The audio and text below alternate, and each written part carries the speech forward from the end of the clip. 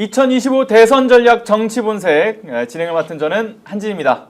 자, 오늘은 김남기 여론조사 전문가님, 신인규 변호사님, 정기환 정치평론가님 나왔습니다. 어서 오십시오. 네, 안녕하십니까. 안녕하세요. 반갑습니다. 안녕하세요. 박수로 시작하겠습니다. 네, 제가 한 주간 좀 쉬다가 오늘 또 돌아와서 또 이렇게 진행을 맡게 됐는데요. 오늘 다뤄볼 소식도 여전히 많습니다. 특히나 첫 번째로 다뤄봐야 될 소식, 여론조사 내용부터 좀 살펴봐야 될 것 같아요. 이번에 이제 한길리서치에서 여론조사 결과를 이제 그 후보자 등록한 이후에 지금 결과를 냈지 않았습니까? 네네. 그런데 보니까 이재명 후보는 49.5%가 나왔고요. 김문수 후보 38.2%, 이준석 후보는 사실 뭐 볼 것도 없이 5.7%고요. 자, 그런데 이 여론조사 결과가 나오고 나서부터 좀 의문이 드는 거는, 아니 김문수 후보가 38.2%나 나왔다. 이거 좀 이해하기 어려운 부분이지 않나라는 생각이 들거든요. 박사님 이거 어떻게 보셨습니까? 예, 그러니까 뭐 어찌 보면 자동 단일화가 된 셈이긴 한데 자동 단일화요? 예, 뭐 그렇게 됐죠. 근데 그 이전에 한덕수랑 둘이 있을 때는 오히려 3자 대결을 하더라도 김문수가 20%대 후반, 그쵸? 30을 채 못 넘었었는데 거의 10% 정도가 지금 고스란히 그대로 더 올라간 상황이 됐거든요. 그래서 제가 지금 아마 외부로는 공개가 됐는지 모르겠는데 그 테이블을 봤더니 우선은 보수 과표집이 현저합니다. 대략 진보보다 한 9% 정도의 보수 표집이 현저하게 많아요. 그러니까 그거를 이제 제 방식대로 보수 진보를 한 1대1로 가정에서 조사를 해보면 여기는 지금 한 11% 정도 이재명 후보가 이긴 걸로 돼 있죠. 그걸 보수 진보를 한 1대1로 가정을 해서 환산해서 조사를 하면 한 17, 8 정도 차이 벌어지기 때문에 이거는 어떤 조사 시점상 좀 보수 진영에 유리하게 나타난 조사다 이렇게 보는 것 같겠습니다. 그럴 수밖에 없다. 그러니까 이전에 지금 보면은 한덕수, 김문수 간의 그 당내 내용, 사실 그 당내 쿠데타가 이제 마무리가 되고 나서 김문수로 결국 후보가 최종적으로 확정짓고 난 이후라서 결집된 효과가 더 있을 수밖에 없다라는 것도 포인트인 것 같은데요. 다른 두 분은 좀 어떻게 보셨습니까? 근데 저는 이게 하우스 이펙트라는 걸 이야기하지 않습니까? 여론조사 꽃이 조사했을 때와 한길리서치가 조사했을 때, 리얼미터가 조사했을 때 이미 이제 그 답을 하는 이제 유권자 또는 응답자가 어떤 회사냐에 따라서 본인의 정책 성향을 드러내어서 난 의견 표출하기 싫다 뭐 이런 경우도 있으니까 하우스 이펙트도 고려해야 할 것 같고 저는 이제 우려하는 것이 실제로 11%포인트의 차이가 실제 민심과 여론과 일치하느냐 아니냐에 대해서는 저는 뭐 매우 의문을 가지고 지금 보고 있는 것이고 이럴 수가 없다. 지금 김문수가 이제 단일 후보가 됐다고 해서 지금 이런 정도의 표 차이로 줄었다라고 하는 것은 이제 정치평론가들이 평론을 할 이유가 없죠. 그러면 원래 한 10에서 15%포인트 차이가 완전 초박빈 상태에서는 굉장히 큰 격차이지만 지금 같은 민심의 흐름을 봤을 때는 이럴 수가 없는데 결과가 이렇게 나왔다는 것은 의도를 가지고 했을 수 있다. 그러면 이제 과표집이라는 것도 중앙선관위에서 우리가 데이터를 업로드할 때는 인정해 주는 것이긴 하지만 과표집 상태에서 실제로 김문수 쪽에 굉장히 유리하게 업이 되었다 또는 뭐 작동을 했다라고 본다면 저는 뭐 신뢰감 있게 보지 않는다 이런 말씀드립니다. 네, 그럼 말씀 주셨던 것처럼 결집 효과에 대한 부분도 있을 것이고 하우스 이펙트라고 해서 결국은 그 여론조사 기관을 신뢰하지 않는 사람들이 이탈하는 표집도 분명히 존재할 것이고 또 한 측면에서는 결국은 이 질문이라든가 아니면 그 조사한 시간에 대한 것도 영향을 많이 미치지 않았을까라는 생각이 드는데 어떻게 보셨습니까, 변호사님은? 근데 저는 사실 이게 지금 대선을 앞두고 사실 선거 운동 기간에 나온 첫 조사니까 사실 그 의미를 부여를 한다면 저는 지난 2017년도 탄핵 대선을 한번 좀 떠올려 보게 됩니다. 당시에도 사실 문재인 대통령 41, 심상정 후보 6 해서 47%를 사실상 진보 진영에서 얻었고요. 또 당시에 홍준표 24, 안철수 21, 유승민 6 해가지고 당시에도 중도에서 좀 보수적인 성향을 포함한 보수 진영에서 탄핵 이후임에도 불구하고 51% 정도 얻었거든요. 물론 여기에는 안철수 의원이 당시에는 호남에서 근거를 해서 국민의당을 만들었기 때문에 일부 오류는 있을 수는 있습니다만은 제가 드리고 싶은 말씀은 탄핵 대선일 때도 보수 쪽을 총결집해서 산술로 더하면 비등비등하게 나왔다. 그렇다면 이번에도 탄핵 대선이기 때문에 비등비등하게 나오는 것이 원래는 저는 2017년도에 예를 비춰봤을 때는 당연한 결과라고 보는데 예. 다만 그때와 지금의 차이점은 그때는 탄핵당한 세력이 그래도 사과는 했거든요. 예, 근데 그렇죠. 지금은 탄핵당한 세력이 사죄조차 하지 않고 여전히 쿠데타 모드를 유지하고 있기 때문에 그때처럼 비등비등하지는 않고 민주진보 진영에 그러니까 이재명 후보의 민주당이 조금 더 우세에 있는 것은 맞습니다만은 저는 지난 탄핵 대선과 비교해 볼 때는 이 지금 5대5 구도로 가고 있는 이 흐름 이건 별로 이렇게 놀랄 일은 아니다라는 생각이 들고 이번에는 이준석 후보가 어쨌든 출마를 했기 때문에 보수 진영에서 표가 갈라지는 거는 당연한 상수로 돼 있거든요. 그런 차원에서는 이재명 대표의 승리를 의심하는 분들이 이런 조사 결과의 흐름을 보고서 크게 걱정하실 부분은 아니다. 전 그렇게 봅니다. 아, 그렇군요. 그러면 이 걱정할 필요 없는 여론조사 결과, 그럼 향후에 이재명 후보의 최종적인 지지율에는 좀 어떤 평가들을 내릴 수 있을까요? 그러니까 압도적으로 지지율을 얻게 될 것이다라는 이야기들도 있고요. 초반에 이제 최종 결과가 어떻게 될 것인지를 예측하는 것은 뭐 굉장히 좀 바람직하지도 않고요. 지금 이제 선거운동이 시작됐으니까 어떤 기세로 예. 계속 이렇게 이제 끌고 상승작용을 일으키도록 할 거냐. 또 국민들의 긴장도를 높여서 이재명 후보를 지지하는 사람이 어떻게 투표장으로 직접 가서 본인뿐만이 아니라 주위 사람들을 함께 이렇게 동료해서 갈 것이냐라는 것은 이제 초긴장 상태에서 아마 22일 동안 계속될 것인데 다만 지금 이제 지지 후보를 결정하지 않은 사람이 있다면 이 흐름이나 추세에 대해서 원래 가지고 있던 자신의 정책 성향을 드러낼 때 야 이거 김문수 완전 안 되는데 갈 필요 없어라고 이제 이따를 할 것이라고 봤는데 이거 해볼만한데 라면서 갈 가능성이 있지 않겠느냐. 예. 그 여론조사 전문가 나오셨으니까 그러면 그런 것들이 실제로 작용한다면 어느 정도 작용을 할 것이냐. 또 다른 하나는 지금 현재 민심의 흐름이 자 어떤 식으로든 내란세를 척결해야 한다는 것이 단순히 투표장에 가야 한다는 정도가 아니라 반드시 심판하고 응징해야 한다는 열기가 저뿐만 아니라 수없이 많은 국민들이 갖고 있기 때문에 이 기세를 꺾을 만큼 그러면은 중도층의 표심이 흔들려서 야 김문수 좀 상승하니까 그쪽으로 편성해볼까라고 할 수 있느냐 저는 없다고 이제 보는 것이고 우리 이제 신 변호사님 말씀도 충분히 일리 있는 말씀이지만 저는 2007년도 그 뭐 기억을 하실 수 있는지 모르겠습니다. 어쨌든 그 당시에 이제 이명박 후보와 정동영 후보 간의 표 차이가 한 500만 표가 났다면 지금은 그것보다 훨씬 더 많이 나지 네. 그 이하로 난다라고 저는 이제 보진 않는데 이것이 이제 득표율로는 어떻게 드러날 것인지 말 것인지 좀 다른 문제이지만 지금은 내란 세력 척결이라는 이슈가 2017년도 박근혜 탄핵 이후에 대선하는 것과도 완전히 다른 형태의 지금 구도가 만들어져 있다. 이제 이런 것이기 때문에 표 차이는 상당히 많이 날 것이고 그렇다고 해서 표 차이가 많이 나기 때문에 안심하고 있읍시다라고 할 사람은 더더욱 없다는 거예요. 지금 분위기는. 그렇죠. 오히려 더 적극적으로 표 차이를 더 많이 내야 되는데 예. 왜 이거밖에 안 나는 거냐 라면서 사실은 집단으로 투표장에 가서 심판 선거를 할 가능성이 매우 높아져 있다라고 저는 봅니다. 네. 그 현장에 가서 이렇게 득표율을 최대한 끌어올리는 것도 중요하겠습니다만은 그 최종적인 막바지까지 가는 그 과정에서 이 여론조사에도 좀 많은 이 이재명 후보에 대한 지지세나 이런 것들을 보여줄 필요가 분명히 있다고 보거든요. 저 내란의 종식을 위해서라도. 그 우선 이 5대5를 이제 보수 진보를 5대5로 이렇게 팽팽하게 볼 수는 있겠지만 2012년 당시에 안철수 후보의 표를 온전히 보수로 보는 것은 좀 무리가 있습니다. 2017년도. 2017년도. 그래서 이제 그 호남표 상당 부분이 안철수를 지지했었기 때문에 그리고 또 하나 지금 이제 일부에서는 지금 이제 민주당이 상당히 앞서고 있음에도 불구하고 흔히 얘기하는 좀 앓는 소리를 하는 뭐 이런 게 있습니다. 그거는 뭐냐면 상황을 낙관하고 뭐 나는 안 찍어도 되겠지 이런 생각을 할까봐 걱정을 하는데 저는 그런 방식의 캠페인에 대해서는 별로 좋은 효과가 나지 않을 거라고 봅니다. 대체로 진보 진영은 신나는 투표를 신이 나야 투표장을 더 가는 경향이 있어서 이거를 목표를 정해놓고요. 예를 들어 58% 또는 60%를 압도적으로 이번에는 이겨야 된다. 이런 목표를 해서 투표장으로 갑시다 하는 거하고 자, 한 표가 부족합니다. 이렇게 엄살을 떨어서 하는 거하고 어떤 것이 더 효과가 있겠냐는 거죠.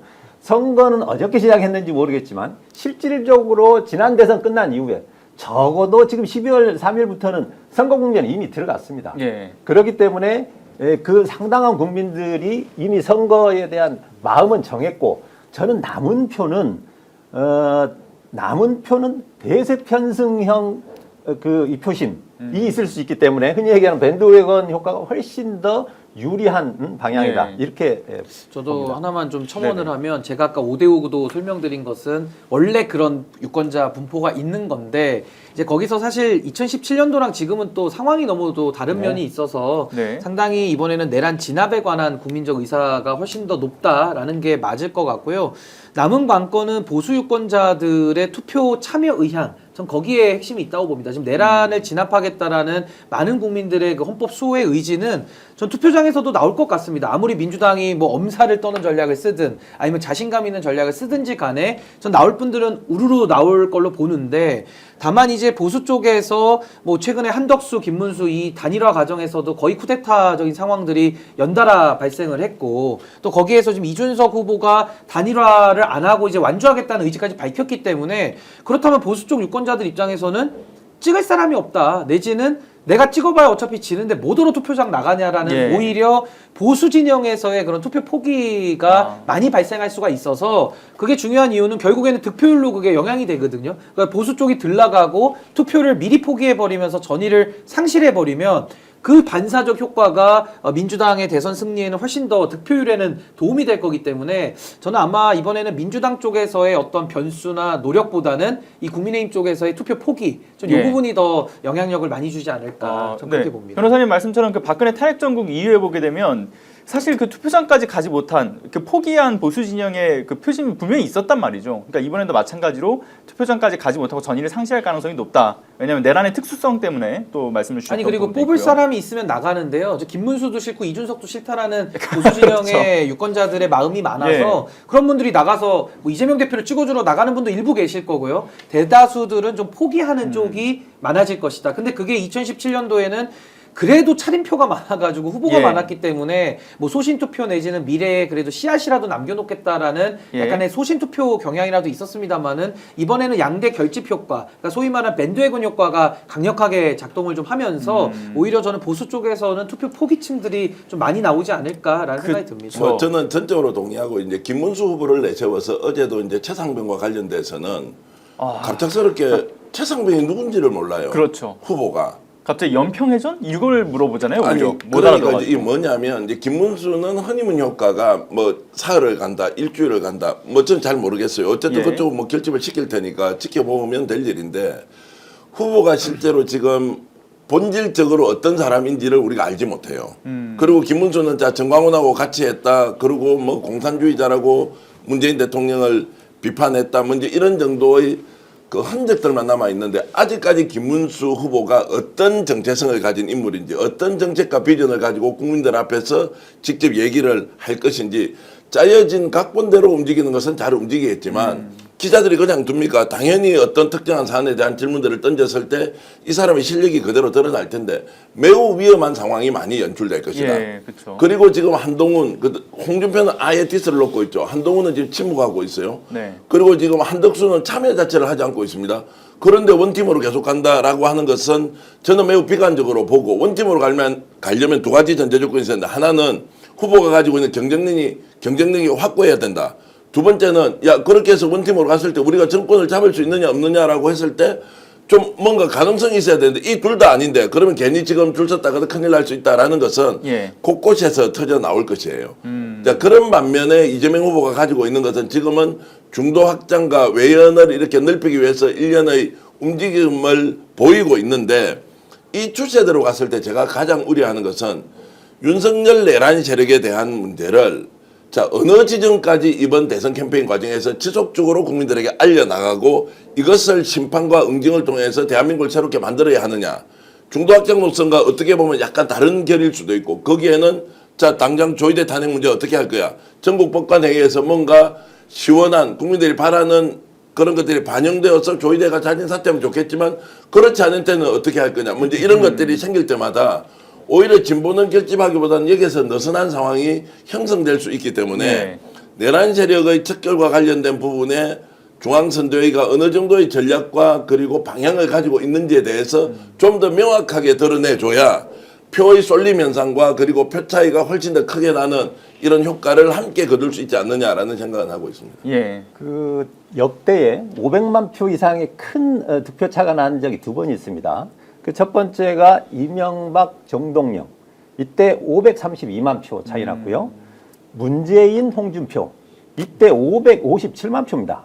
우리가 표 차이가 제일 많이 난 때를 이명박으로 생각하고 있는데 실제로는 그때는 득표율 차이가 제일 많이 났고요. 역대에. 예. 실제 표 수로 보면 문재인 그 대통령 당선 때 표 차이는 557만 표입니다. 자, 그런데 이 두 시기의 특징이 약간 다르죠. 지금과 더 유사한 형태는 문재인 대통령 당선 시기와 비슷합니다. 즉 보수가 현재 약세인 그 시기와 비슷했는데 그때는 투표율이 아마 77.2인가요? 77%를 상회했습니다. 그러니까 보수가 포기를 했느냐?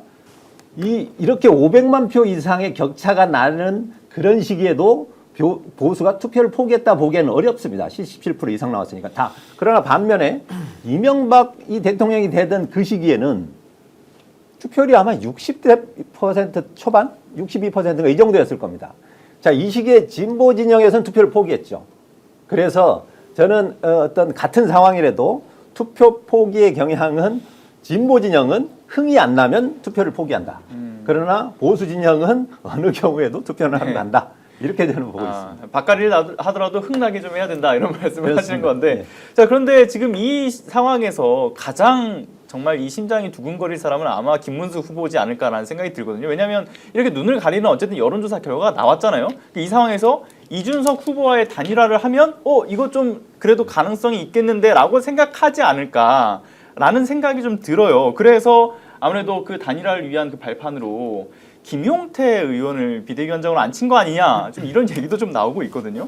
아무래도 그 천하용인 결국 친 이준석계로 불려왔고 이준석이 그 국민의힘 당대표 있던 당시에 최고위원을 또 했던 사람이지 않습니까? 그래서 이 사람을 통해서 이준석과의 어떤 그 단일화의 가능성 그 매개체로 활용하겠다. 이런 이야기들에 대해서 어떻게 보십니까? 근데 뭐 김용태 비대위원장이 이번에 지명이 됐는데 사실상 무슨 정권을 가진 그런 비대위원장이 아니고 단지 선거 운동 기간에 얼굴 마담용으로 지금 와서 예. 자리만 차지하고 있는 거기 때문에 아마 단일화 국면에서 큰 역할을 하기는 매우 미약하다. 어떤 실권이 없다라는 게 첫 번째일 것 같고요.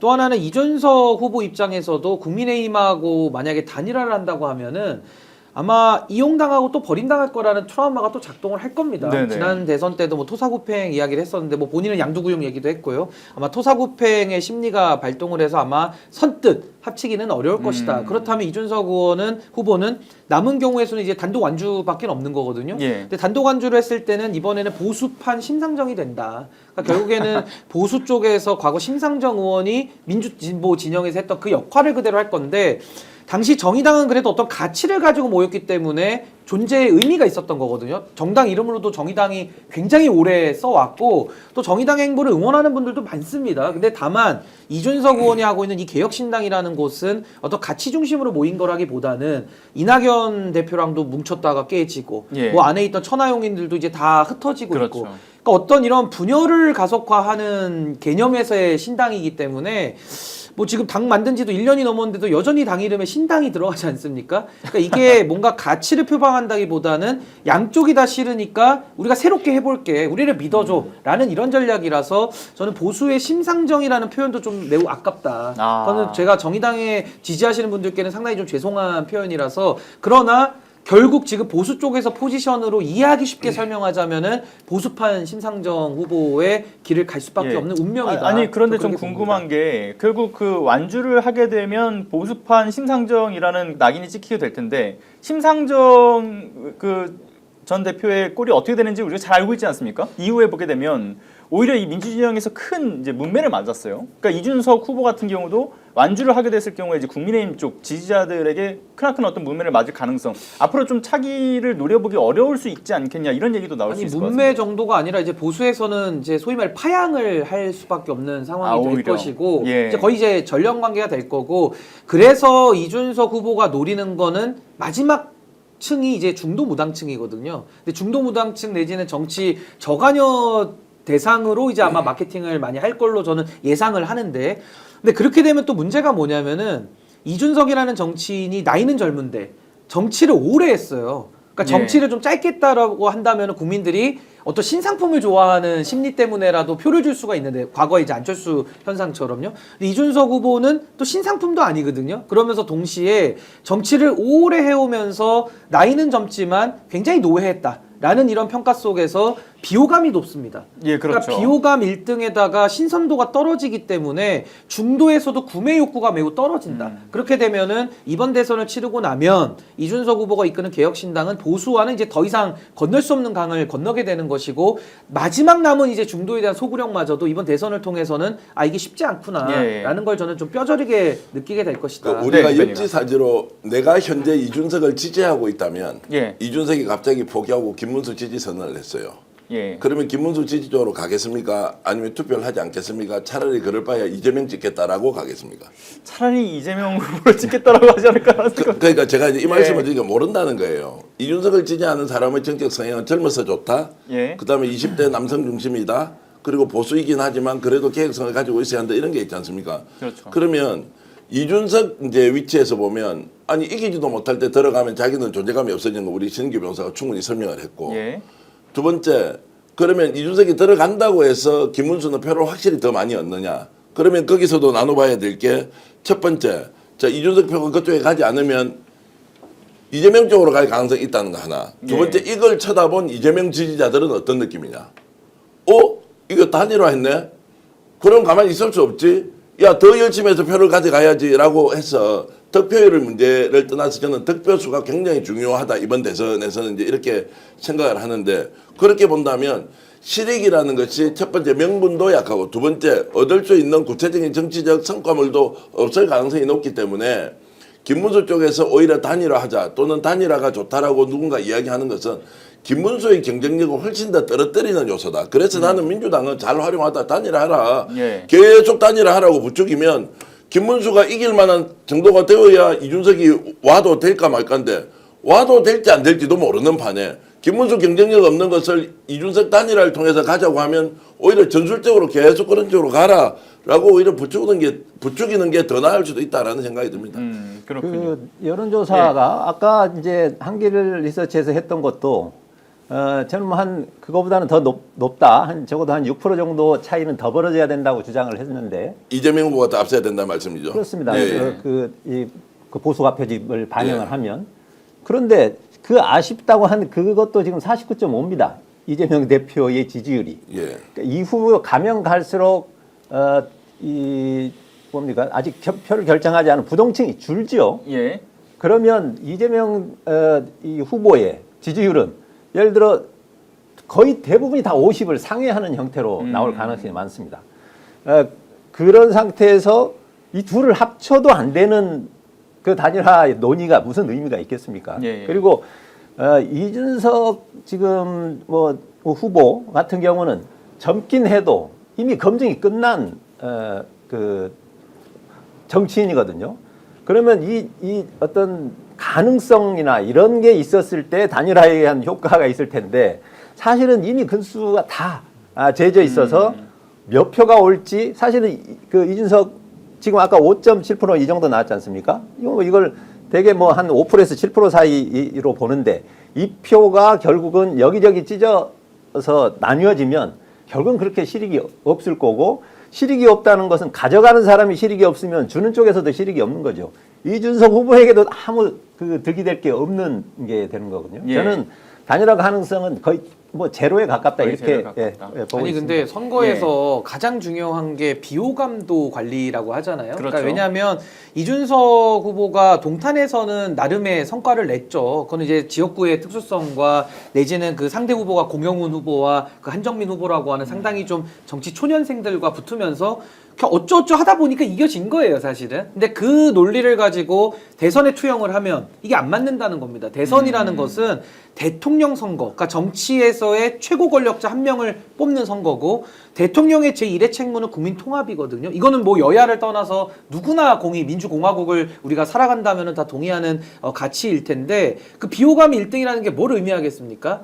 가장 함께하고 싶지 않은, 가장 정치를 파트너로서 하고 싶지 않다라는 게 누적이 돼서 이제 국민들에게도 퍼지다 보니까 이제 비호감 1등이 된 거예요. 예. 근데 이 비호감이라는 것을 이준석 후보는 매우 간단하게 생각을 할 텐데 이게 그냥 어떠한 뭐 지역구 선거 내지는 어떤 당의 대표 요 정도에 머무를 때는 뭐 비호감이 많아도 언론에서 많이 불러주니까 충분히 본인의 정치를 팬덤을 통해 가지고 극복이 가능한데 이런 전국 단위의 대통령을 뽑는 선거에서는 비호감 1등이라는 것은 굉장히 선거에는 악영향을 끼친다. 네. 그래서 이 부분도 아마 이준석 후보의 개인기로는 극복하기 힘든 수준까지 이미 왔고 그게 아까 저는 우리 대표님 말씀하신 대로 이준석이라는 정치인에 대해서는 이번 대선을 통해서 평가를 받는 게 아니라 이미 평가가 끝난 사람을 이번 대선에서 그 표를 확인하는 거죠. 그래서 저는 크게 의미가 없는 저는 예. 그런 정치적 성과를 낼 것이다라고 저는 봅니다. 이준석 후보가 좀 알겠습니다. 운이 있으려고 했으면 네. 아마 한덕수가 후보가 됐으면 그래도 좀 반사이익을 봤을 수 있어요. 예. 왜냐하면 당이 완전히 분열을 해버렸을 거니까 실제로 분당까지 갈 수 있었는데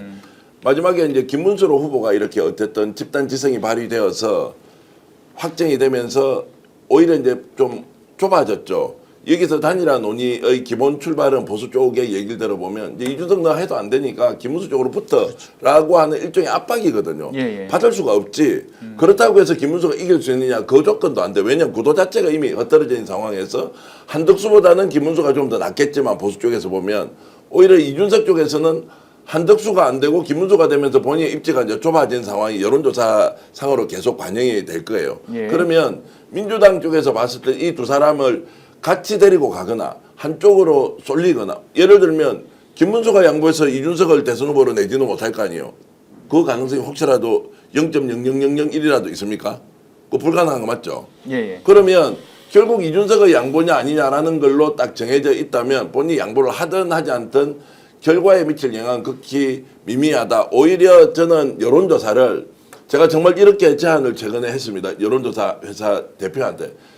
하우스 이펙트가 생기지 않고 혹시 하는 방법이 있으면 스픽스가 나서서 한번 해보겠다. 우리 이름도 이야기하지 말고 여론조사 회사 이름을 예, 예. AAA사로 그냥 해놓고 네. 정말로 조사를 한번 해보자라고 제가 지금 제안을 해놓은 상태거든요. 여론조사 꽃의 여론조사 결과를 신뢰하지만 하우스 이펙트가 있을 것이다.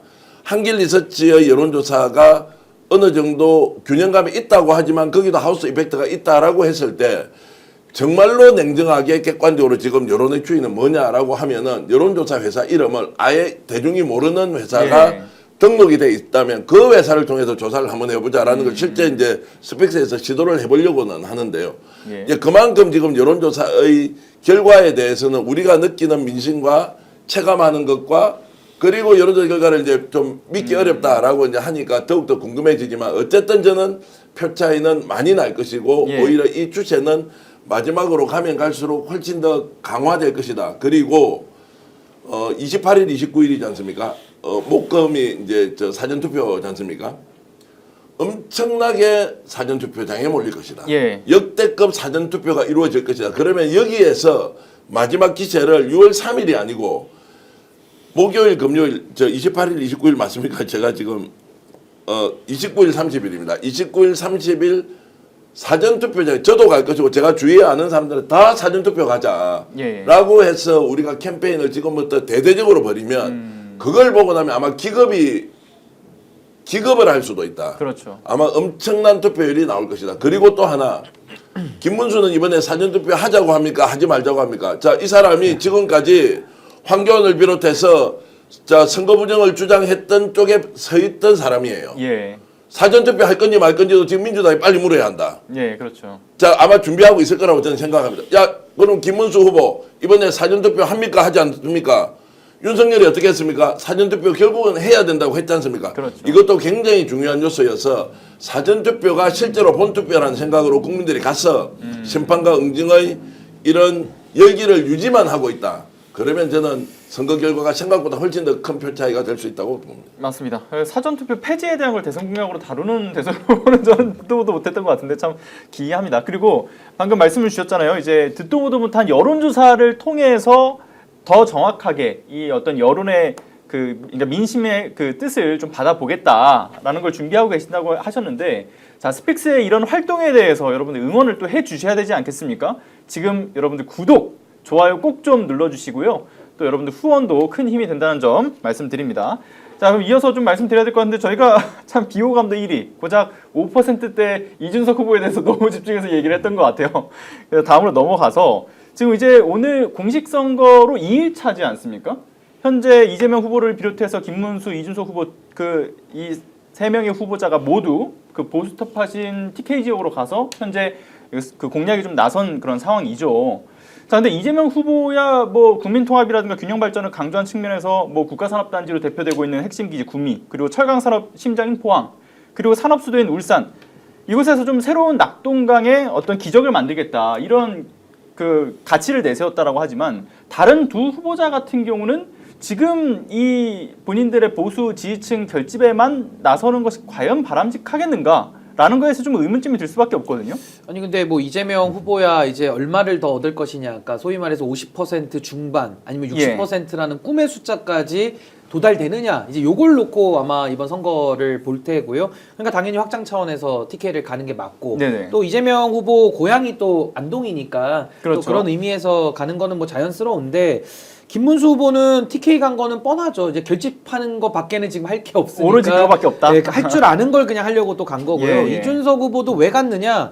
결국 본인의 정체성 확인 받으러 간 겁니다. 아. 그러니까 지금 뭐 수도권에서 해봐야 표가 올 게 없다라는 걸 스스로 아는 것이고, 예. 그냥 이번 차제에 국민의힘이 무너지니까 그 이후에, 그러니까 국민의힘이 대선 이후에 분열되고 무너질 때 보수 헤게모니를 본인이 져야 되겠다라는 예. 보수 정체성 확인 차원에서 갔고, 아마 이번 대선 때 이준석 후보는 상당히 많은 부분 영남에 저는 힘을 쏟을 것이다. 그러나 올 표는 그렇게 많지는 않다, 저렇게 봅니다. 그렇군요. 시험으로 보면 이재명 후보는 고득점 전략으로 그러니까 토익 간 만점 받으러 거고요. 가는 거예요, 지금. 이 나머지 후보들은 어찌 보면 과락 면하기 위해서 먼저 찾은 겁니다. 그런데 선거 일정상 사실은 뭐 이 영남 지역을 한 번만 가는 건 아니고 일정으로 보면 두 번, 세 번 갈 기회는 있을 겁니다. 예. 자, 자, 조금 전에 상군김님 소중한 슈퍼챗 후원 감사드립니다. 네, 대표님. 지금 조금 전에 이제 그 속보가 떴습니다. 지금 속보 예. 자막 아마 우리 저 PD가 준비할 것 같은데, 김문수가 이렇게 발언했습니다.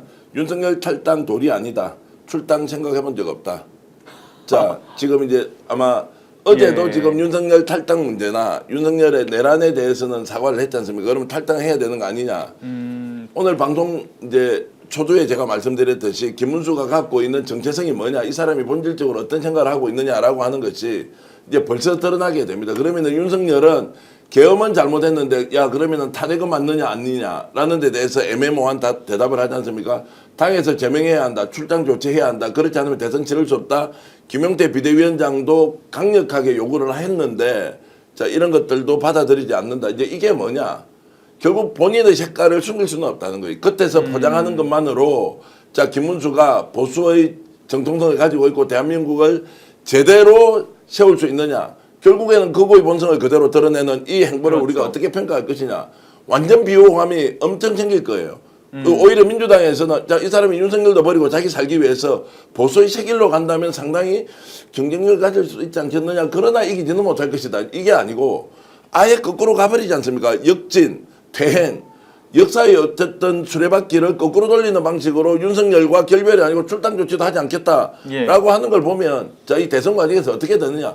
더 쪼그라들 가능성이 훨씬 높고, 이것은 민주당을 지지하는 사람한테 훨씬 더 강한 심판과 응징의 열기를 더 높여줄 가능성이 있다라는 생각도 듭니다. 그렇죠. 아니어도 사실 김문수 후보의 그 사과라는 게 개사과 시즌2라는 이야기를 계속 받고 있는 상황이지 않습니까? 왜냐하면 그 계엄으로 고통받은 국민들께 죄송하다. 그러니까 결국은 그 내란의 문제가 무엇이었고 어떤 부분에 대해서 명확한 사과에 대한 메시지를 내지 않았거든요. 심지어 그 내란 정권의 어떤 국무위원이었던 자가 그런 부분까지 설명을 하지 않다. 그리고 지금 이제 표현 중에 보십시오. 윤석열의 탈당을 요구하는 것은 도리가 아니다 이러잖아요. 그 예. 도리라는 말이 뭐예요? 그 대통령이기 때문에 탈당을 해서는 안 된다. 또는 이 사람이 나에게 장관 자리를 줬기 때문에 안 된다. 또는 보수정당으로 우리가 모시던 대통령이 설사 불법을 저질러서 계엄을 했고 헌법재판소로부터 8대0 탄핵을 당하더라도 도리상 이 사람에 대해서 우리가 그렇게 할 수 없다라고 하면 저는 정치인으로서의 기본적인 자질이 아예 없다. 아예 없다. 불법 행위를 그러면 내란 행위를 인정을 해주고 그것은 도리상 그 사람 할 수 있느냐? 라고 했을 때 중범죄자에 대해서도 도리상 그렇게 할 수 없다라고 예. 하는 사람을 대통령으로 뽑을지 뽑지 않을지는 국민들이 판단하면 된다는 거죠. 그렇죠. 그러니까 저게 저 사람들이 네. 왜 저러냐면 윤석열을 대통령이 아니고 군주로 여기는 거예요. 그러니까 아. 자꾸 도리라는 개념이 나오고 물러난 대통령이어도 왕이니까 도리가 아니다 이런 말 계속하고 있는데 그럼 저걸 이렇게 대입하면 어떻습니까? 김건희에 대한 수사 도리 아니야. 그럼 앞으로도 김건희에 대해서도 수사 못한다는 논리까지 다 확장이 되는 거거든요. 그러니까 저런 식의 인식을 갖고 있으니까 내란이 반복적으로 일어나는 거고요. 12.3 내란, 이번에 조이대의 난, 게다가 이번에 그 당 내에서 쌍권의 난까지 이게 이어지지 않습니까? 그래서 저는 이제 국민들로 하여금 더 큰 심판을 더 불러올 수밖에 없는 발언이 예. 이제 앞으로 더 많이 나올 것이다. 저는 그렇군요. 그렇게 봅니다. 자, 이 국민의 심판을 받을 수밖에 없는 그 여러 기류들을 직접 만들고 있다라고 생각이 드는데 특히나 저는 TK 지역에서도 그 민심이 결국은 돌아설 수밖에 없다라는 그런 움직임들이 개인적으로는 홍준표 전 시장을 지지하던 사람들이 오늘 오전 10시였죠. 이재명 후보를 지지하겠다라고 선언했던 거에서부터 큰 기류의 변화가 있다라고 좀 생각이 들거든요.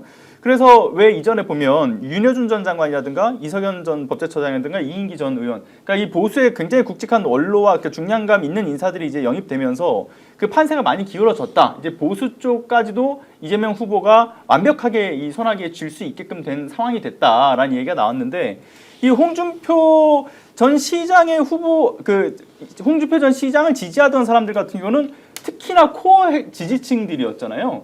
이름을 보니까 홍사랑 뭐 이런 식으로 해서 홍준표 그 시장의 이름을 따서 이제 만들어진 팬클럽 같은 건데 여기서 이재명 후보를 지지했다. 그 의미가 좀 남다를 것 같다는 제가 생각입니다. 우스개로 말씀드리겠습니다. 노 코멘트다.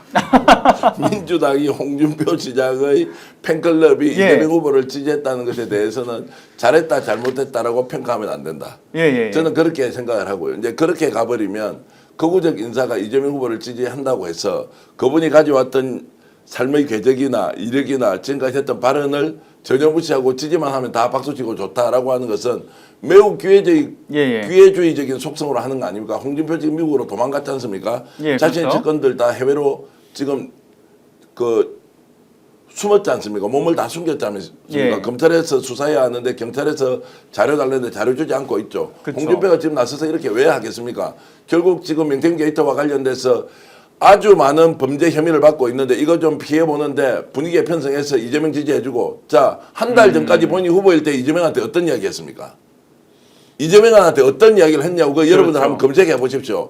입에 담지 못할 욕지거리를 했던 사람이 어느 순간에 예를 들어서 한덕수가 아니고 자 지금 김문수가 됐다고 해서 갑자기 이재명 편드는 이 사람에 대해서 야 이제 편드니까 박수 쳐주자 그러면은 그거보다 훨씬 더 심한 예. 극우주의자들이 나와가지고 이재명 지지하면 거기에 우리가 박수를 보낼 것이냐. 아. 그래서 저는 노 코멘트 냉정하게 예. 그래서 상대적으로 더 좋으면 국민은 누구든지 후보를 결정할 권한이 있지 않습니까?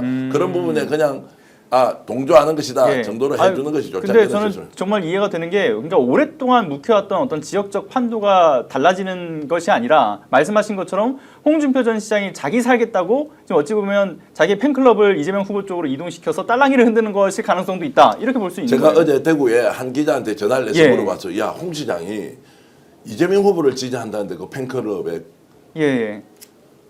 그렇게 이제 질문을 하니까 답변이 이거예요.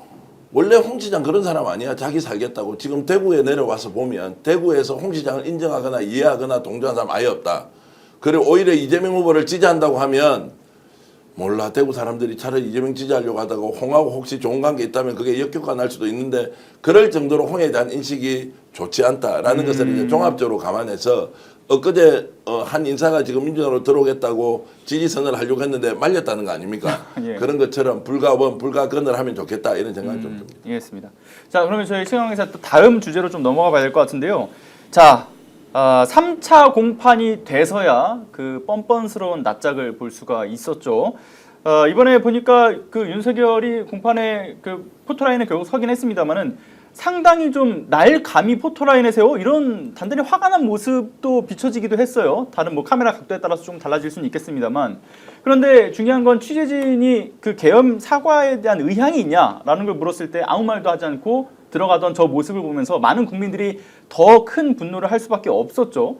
대단히 좀 국민에 대한 모욕적인 그런 어떤 자세였다라고 보여지는데 다들 일단은 저 자세 어떻게 보셨습니까? 저 장면. 저는 뭐 어제 이제 저게 이제 서관 입구일 텐데 저쪽으로 이제 걸어 들어가는 모습이죠. 저게 이제 찍힌 건데 사실은 뭐 기자들이 근접해서 물어볼 기회도 박탈당할 정도로 아주 경호를 또 강하게 해서 네. 사실상 뭐 사진 몇 장 찍은 거 외에는 큰 의미는 없었다라는 그렇죠. 생각이 드는데요. 심지어 경호원한테 끌려 나갔잖아요, 기자가. 네, 근데 이제 지금 뭐 윤석열 씨의 저 표정이나 뭐 여러 가지 네. 긴장한 모습들을 보면은 상당히 본인이 좀 모멸을 당하고 있다고 생각을 하는 거는 같습니다만은 본인이 국민들에게 끼친 해악과 국민들에게 끼친 피해에 비추어 보면 지금 본인이 당한다고 느끼는 그 모멸감은 정말 조족지혈과 같다. 정말 세 발의 피라는 생각이 들고 저는 저렇게 지금 윤석열의 공판 때마다 이렇게 카메라가 가는 것도 좀 매우 저는 좀 아깝다는 생각이 많이 들거든요. 예, 바로 전파당기. 예, 바로 저는 재구속이 돼서 구속 수사와 구속 재판을 받는 것이 합당하다. 저는 그렇게 봅니다. 그렇군요. 저는 무엇보다도 이제 그 오상배 대위였지 않습니까? 오상배 대위 이준우 사령관의 부관. 예, 오상배 대위면 그렇죠. 나이가 이제 30 전후 됐겠죠.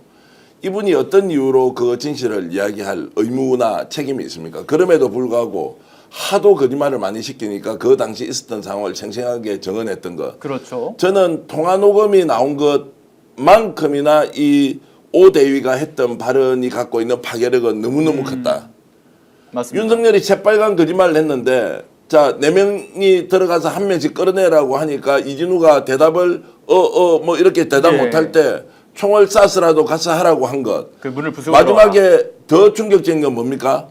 결국 두 번, 세 번 계엄을 하면 된다라는 얘기를 들었는데 이 사람에 대해서 자, 지금 윤석열의 변호인이 자, 이 사람이 혹시 이 청력에 문제가 있는 거 아니야? 기억력에 문제 있는 거 아니야? 라는 식으로 하는 이 폭력적 행위 있지 않습니까? 예. 용서할 수 없다. 윤석열이 들어갈 때 저런 모습을 보인 것, 지가 당당하다, 나 억울하다 이런 거 아니에요.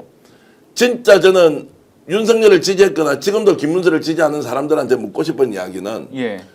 대선 전후의 과정에서 공천 개입했던 것, 국정농단이 양평 게이트를 비롯해서 여러 사안들이 그대로 드러난 것, 그다음에 차상면 관련된 일, 그리고 내란을 일으키면서 동원하려고 했던 수없이 많은 수단들에 대해서 정말로 그 사람들이 눈을 감고 있으면 대한민국은 절대로 한 발 앞으로 못 나간다. 보수는 집권할 일은 아예 안 생긴다. 이 문제를 명백한 불법 행위 그리고 내란 행위로 규정해야 보수가 재탄생할 수 있지. 저렇게 국민들 앞에서 떳떳하게 나오는 모습 그리고 그 일개 30대 전후의 30살 전후의 대위가 정언하는 것조차도 폭력적인 방법으로 윤석열의 변호인이 저렇게 비난하는 거 있지 않습니까? 이런 것들은 용서할 수 없다. 저는 그 하나하나를 담아서 이번 투표장에서 예. 어떤 식으로든 법적 처벌은 물론이고 저는 국민적 단죄나 응징을 반드시 해야 한다는 말씀을 한 번 더 강조드리겠습니다. 예, 뭐 말씀하신 것처럼 어떤 그 폭력적 DNA가 있는 것 같아요. 어떻게 변호인들조차도 그 추가 증언을 하는 사람한테 청력에 문제가 있는 거 아니냐 이런 얘기가 나올 수 있나 저도 납득하기 어려웠던 아니 그때는 이야기였는데. 증인이 저 같으면 이렇게 얘기할 것 같아요. 변호인은 어떻게요? 그러면 예. 뇌가 정상입니까? 라고 역으로 물어봐야죠. 아니 내 청력을 의심할 정도면은 그대는 뇌가 정상이냐? 예. 그 자리에서 저는 바로 맞받아 쳤었어야 된다. 아. 그러니까 굉장히 인신모멸적인 표현이죠.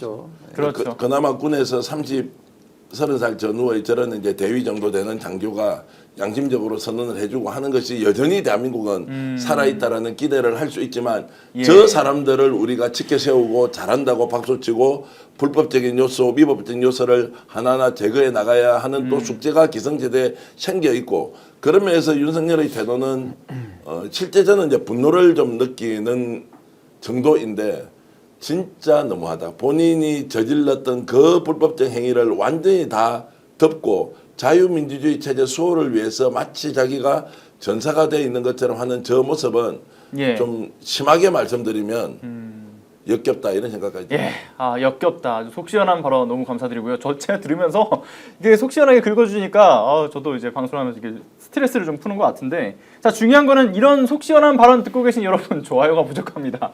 여러분들 응원하는 마음에서 여러분들도 스트레스가 풀리셨다면 꼭 좀 구독, 좋아요 좀 부탁드리고요. 좋아요 수가 1,800개입니다. 지금 보고 계시는 분들이 5,000명이 넘어가시는데 1,800개라니 많이 아쉽습니다. 네, 좋아요 좀 눌러주시고요. 자 그리고 윤석열의 이 내란 재판에 있어서 사실 또 가장 또 빠질 수 없는 거는 부장판사 직위원에 대한 얘기지 않을까라는 생각이 좀 들어요. 향후 있을 이 내란 재판에 있어서 모두 비공개로 진행할 가능성에 대한 우려들도 지금 나오고 있지 않습니까? 왜냐하면 이번에도 보게 되면 결국 그 포토라인에 세우긴 했습니다만은 그 재판정 안에서의 영상 촬영은 또 금했잖아요. 두 번이나 연속으로 영상 촬영을 허용했던 경우는 없다라고 얘기하면서 영상 촬영을 금했는데 이것 때문에 더욱이 좀 앞으로 향후 재판에 대한 것까지 같이 깜깜이 되는 거 아니냐라는 우려의 목소리가 더 커지는 것 같아요. 어떻게들 보십니까? 아니 근데 비공개 재판이라는 거는 그 사유가 있어야 하는 것이지 예. 재판은 공개가 원칙이고요. 우리 헌법상에 규정되어 있고 이제 생중계를 하느냐 마느냐는 좀 별개의 문제로 볼 수가 있겠죠. 근데 결국에는 뭐 언론인들이든지 또 국민들의 감시가 늘상 있기 때문에 재판을 아예 비공개로 해서 한다는 것은 불가능한 얘기고요. 만약에 직위원 재판장이 지금까지 해왔던 그 이례적이고 아직 이례적인 걸 넘어서서 거의 불법이 의심되는 수준의 지금 판단들을 여러 차례 해왔기 때문에 그렇다라고 한다면은 뭐 법원 내부에서의 징계라든지 아니면 공수처에 의한 직위원 부장에 대한 저는 강제 수사까지도 저는 검토를 해볼 수밖에 없다. 이게 지금 얼마나 중요한 재판이고 나라의 운명이 달린 재판인데 이걸 갖다가 만약에 직위원 재판장이 본인의 어떤 예. 사심을 가지고서 했다라고 한다면은 이거는 뭐 용서받지 못할 행위가 되니까요. 저는 끝까지 우리 국민들이 감시하고 또 거기에 따르는 여러 가지 조치들이 저는 수반돼야 된다 이렇게 봅니다. 예.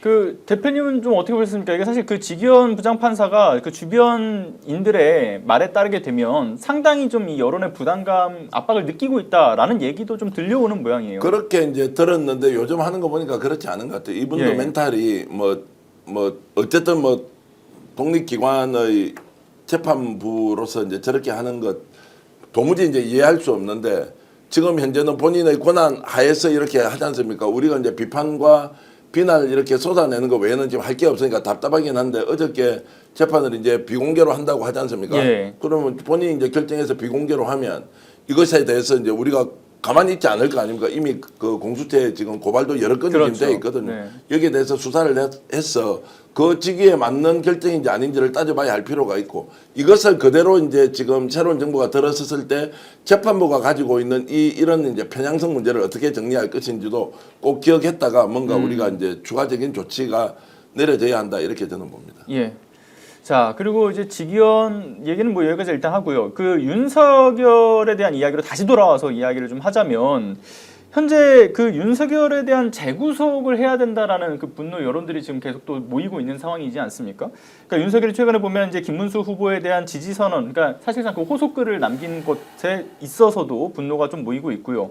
그리고 무엇보다 어쨌든 파면돼서 형사재판을 받고 있는 내란수계인자가 그러니까 조기 대선을 만드는 당사자가 이 대선에 개입하겠다라고 하는 그 모습을 보면서 정말 역겹다. 그리고 피가 거꾸로 솟는다. 이런 평가들이 나올 수밖에 없습니다. 근데 지금 탈옥한 지 지금 일자로 따져보면 67일째란 말이에요. 이대로 둬서는 안 된다라는 생각이 드는데 어떻게 보면 재구속 가능성에 대한 부분들 그리고 재구속이 될 수 있을까요? 근데 뭐 재구속이라는 거는 지금 이제 직위원 부장판사가 예. 지금 재판을 하고 있기 때문에 영장을 발부하면 됩니다. 아주 간단한 절차로서 할 수 있는데 그렇죠. 지금까지 해온 태도를 미루어 보면 안 하겠죠. 석방을 위해서 구속 취소 인용 결정까지 내준 사람이기 때문에 아마 재구속을 하지 않을 걸로 보여집니다. 근데 거기에 대한 국민적 비판을 어떻게 감당하겠습니까? 그렇죠. 근데 저는 결과적으로는 정권이 바뀌고 나면 윤석열에 대한 다른 별건의 수사들이 지금 하늘까지 닿을 정도로 쌓여 있습니다. 예. 뭐 공천 개입부터 해서 뭐 최혜병 수사 외압부터 뭐 양평 논란, 명품백 뭐 어마어마한 지금 수사 사안들이 있기 때문에 뭐 거기에 대한 수사가 들어가면 당연히 논리 필연적으로 구속 수사로서 예. 이제 수사 단계에서 또 영장을 발부받아서 구속이 되지 않을까 저 그렇게 봅니다. 그렇군요. 많은 문제점들을 결국 국민들이 이제 눈으로 직접 보고 경험을 했기 때문에 지금 이제 선거 시기여서 국민들의 관심이 아무래도 선거 쪽으로 쏠리긴 하겠습니다만 이 선거 이후에 이른바 검찰개혁, 사법개혁이 시행될 때 국민적 공감도가 아주 높아지지 않겠습니까? 그래서 뭐 저 같은 경우는 한 건 한 건 사안별로 보면 정말 이 분통이 터지긴 하지만 빨리 시간만 갔으면 대선이 빨리 끝났으면 하는 그런 마음이 들더라고요. 예. 제가 보기에는 이제 윤석열이 저렇게 아직도 건재한 듯이 나와서 이야기하고 본인의 잘못을 인정하지 않지 않습니까? 그렇죠. 그러면 우리는 6월 3일까지 어떤 식으로 어떤 상상 초월의 일을 벌일 수도 있다. 암살도 할 수 있다. 뭔가 구체적인 행위를 통해서 후보를 제거할 수 있다. 여기에 대해서는 긴장을 늦춰서는 안 되고 예. 오늘 이 방송에서 제가 민주당 쪽에 요청하고 싶은 것은 이미 제보나 첩보로 들어오고 있는 것이 땡땡땡 종교 집단, 땡땡땡 종교 집단, 또 무슨 교회의 수련원 이런 것이 예. 구체적으로 거론이 되면서 뭔가 지금 조치를 할 것이다, 제거 작전을 펼칠 것이다라고 하는 첩보가 들어오지 않습니까? 그렇죠. 그러면 두 가지죠. 이것을 막아야 하는 경호 체계도 필요하지만 다른 한편으로는 국회에서 면책특권을 이용해서 그 종교 단체가 누구누구라고 하고 나는 찍어서 국민들한테 공표를 해야 한다고 생각해요. 왜냐하면 그들이 지금까지 윤석열이든 그들이 지금까지 특정한 선거에 개입했다. 당원 가입을 시켰다. 어떤 식으로든 집단적으로 행동을 해왔다는 거 알고 있지 않습니까? 예. 그러면 그 증거의 또는 제보의 신빙성이 있으면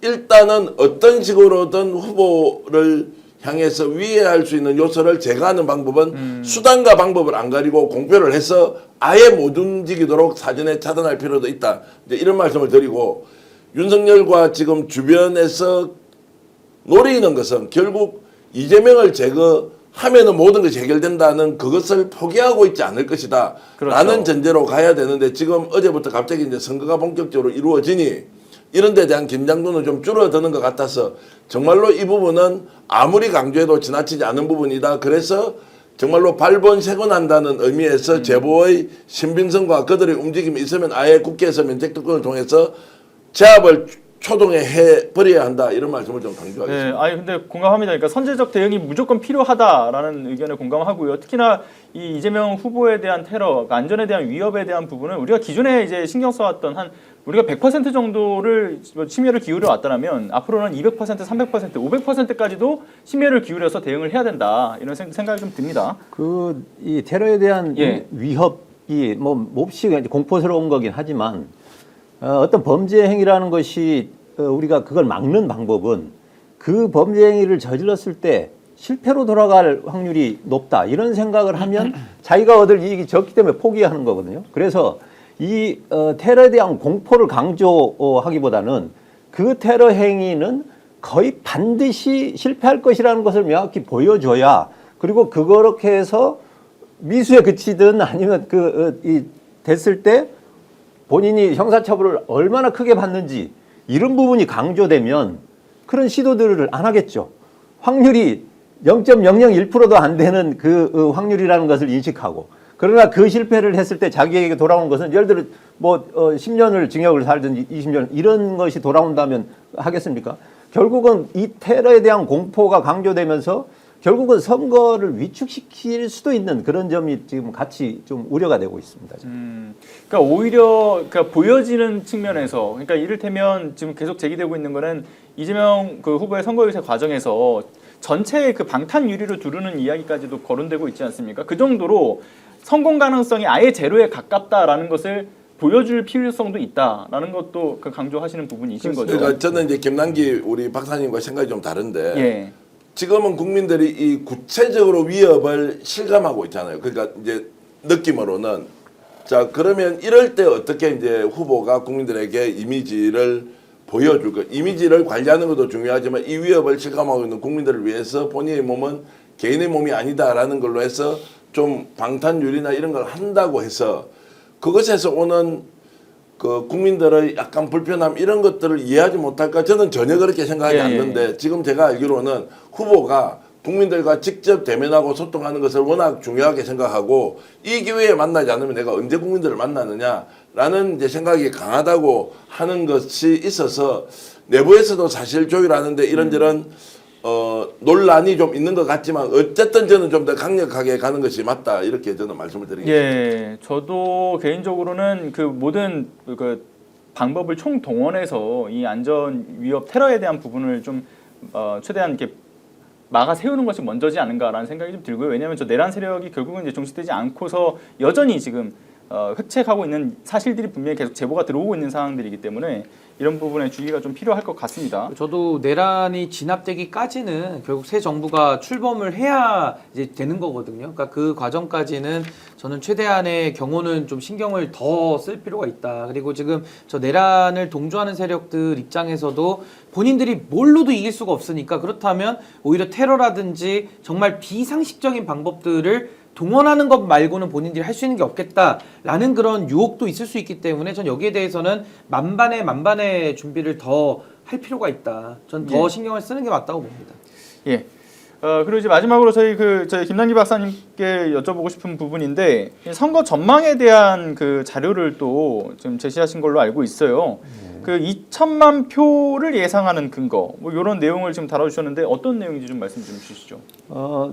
우리 이제 역대 최근 4번의 그 대선 때 각각의 그 당선된 대통령들이 하나씩의 기록들을 갖고 있습니다. 예, 그렇죠. 가장 이 최근에 그 윤석열 같은 경우는 1,639만 표를 얻으면서 득표 수가 가장 많았죠.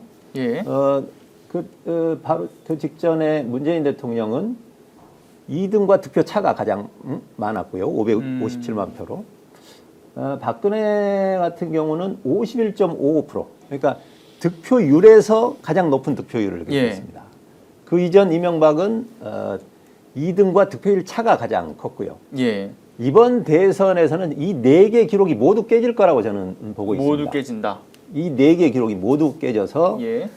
득표율을 저는 이제 투표율을 지금 78% 정도로 보고 있는데요. 그러니까 지난 대선 때 77.1이었는데 그보다 더 낮게 보는 분들도 꽤 많습니다만 저는 77, 8 정도를 보고 있고 득표율은 58 정도를 뭐 예상이면서도 목표입니다. 왜냐하면 지금 흔히 얘기하는 보수 진영이 40% 박스권, 그러니까 둘이 합쳐서 40%를 넘기가 되게 힘든 그런 구조를 갖고 있고 그것을 돌파하거나 아니면 다른 데서 표를 더 얻어올 그런 내용들이 나오기가 거의 불가능한 상태여서 저는 뭐 60을 넘는다 이런 얘기를 하시는 분들도 있습니다만 현실적으로 저는 58% 가능하지 않겠어라고 보고 이렇게 되면 역대 최초로 2천만 표를 득표하는 상황이 생길 수 있다. 예. 그래서 결국 득표율 차는 그러면 대략 한 800만 표 정도 차이가 날 겁니다. 그러면 역대 거의 모든 기록들을 다 갈아치우는 거죠. 저는 이제 개인적인 예상은 그렇게 하고 있고요. 그리고 이기고 지는 것은 지난 대선 때 보면요. 우리가 0.73%였지 않습니까? 그런데 우리가 여론조사에서 하는 서울, 경기, 인천 이런 식으로 권역으로 나눠보면요. 경기 인천에서 우리가 한 5% 남짓 이기고 호남은 좀 많이 이기고 나머지 권역에서 전부 졌습니다. 예. 서울에서도 한 5% 정도 졌고 충청권도 5% 졌고 뭐 강원 제주 합쳐도 5% 졌고 영남은 뭐 더 볼 것도 없고요.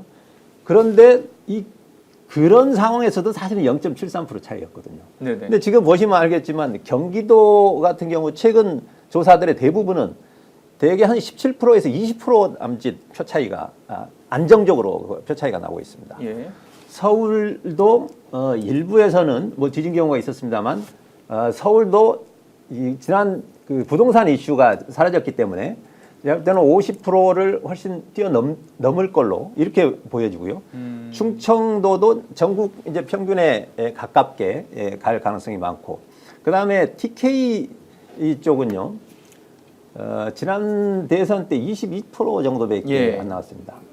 여기가 그러니까 대선 때는 보면 약간 극단으로 가는 경향이 있어서 총선 때나 지방선거 때보다는 영호남 쪽에서는 좀 표 쏠림 현상은 있습니다. 그러나 최근 경향을 보면 TK도 30%는 충분히 기대할 만하다.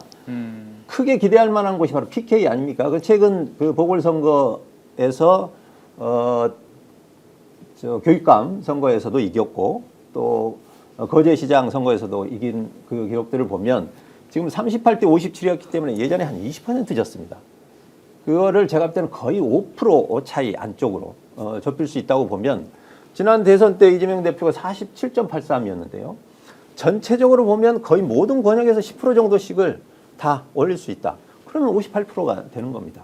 저는 그렇게 전망하고 있습니다. 예, 그러니까 앞서 말씀 주셨던 역대 대통령들 중에서 보면은 뭐 최다 득표, 뭐 최다 득표차, 최고 득표율 차가 있었는데 이 모든 것들을 다 이재명 후보가 정점으로 설 가능성이 있다. 다 갈아치우고 이 말씀을 주셨고요. 근데 지금 채팅창에 그런 이야기가 있었어요. 그래도 여기에 안주해서는 안 된다라고 말씀을 주시는데 제가 그래서 이제 김남기 박사님 나오셨으니까 질문 하나 드리겠습니다. 우리가 이번에 이제 표 차이가 굉장히 많이 날 것이다. 더욱더 표 차이가 크게 나도록 운동을 하자라고 하는 것이 안도감을 줘서 이재명 후보를 지지하는 사람들이 투표장으로 안 갈 수 있기 그렇죠. 때문에 그런 말 하지 마라. 라고 하는 분들이 이제 많은데 예. 실제로 지금 경험해 보시면 어떻습니까? 자, 우리가 지금 만만치 않습니다. 박빙입니다. 우리 한 표가 지금 모자랍니다. 이런 얘기를 한다고 치면 예. 그 얘기를 우리 진영만 듣습니까? 반대 진영에서도 우리 얘기를 들을 거 아닙니까?